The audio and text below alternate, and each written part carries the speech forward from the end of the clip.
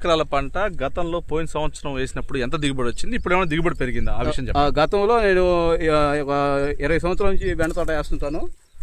అంతకుముందు 4-5 బస్తాలు వచ్చేది, ఇప్పుడు ఎకరానికి ఒక 7 బస్తాలు 8 బస్తాలు వస్తుంది. సో దిగుబడి పెరిగింది. దిగుబడి హ్యాపీగా ఉన్నారా, లేకపోతే ఏదైనా నష్టమా?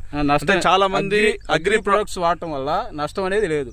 ఈ రైతుకి బాగుంటుంది, తినే వాళ్ళకి కూడా ఉపయోగం ఉంటుంది.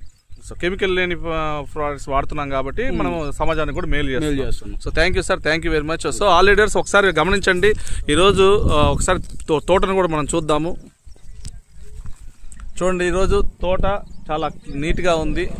సార్ ఆల్రెడీ అగ్రికల్చర్ ప్రోడక్ట్స్ వాడటం వల్ల దిగుబడి పెరగటమే కాకుండా మంచి ప్రోడక్ట్స్, నేను 25 సంవత్సరాల నుంచి కూడా వ్యవసాయం చేస్తూ ఉన్నాను, ఇలాంటి ప్రోడక్ట్స్ ఎక్కడ చూడలేదు. ఒక మంచి ప్రోడక్ట్స్ని నేను వాడటం వల్ల దిగుబడి పెరుగుతుంది, అలానే జనాలకు కూడా మేలు చేస్తూ ఉందని చెప్పేసి తన మాటలను విన్నాం. Thank you sir. అందరూ రైతులు కూడా ఇలాంటి ప్రోడక్ట్స్ వాడటం ద్వారా మన సమాజానికి ఎంతో మేలు చేస్తారు. భూమి ఖరాబ్ కాకుండా ఉంటుంది.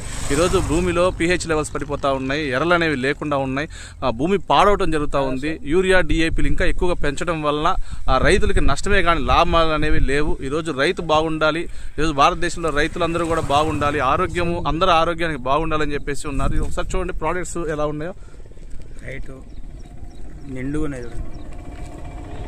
సో చాలా లేతగా కాయలు, క్వాలిటీగా నిగనిగలాడుతూ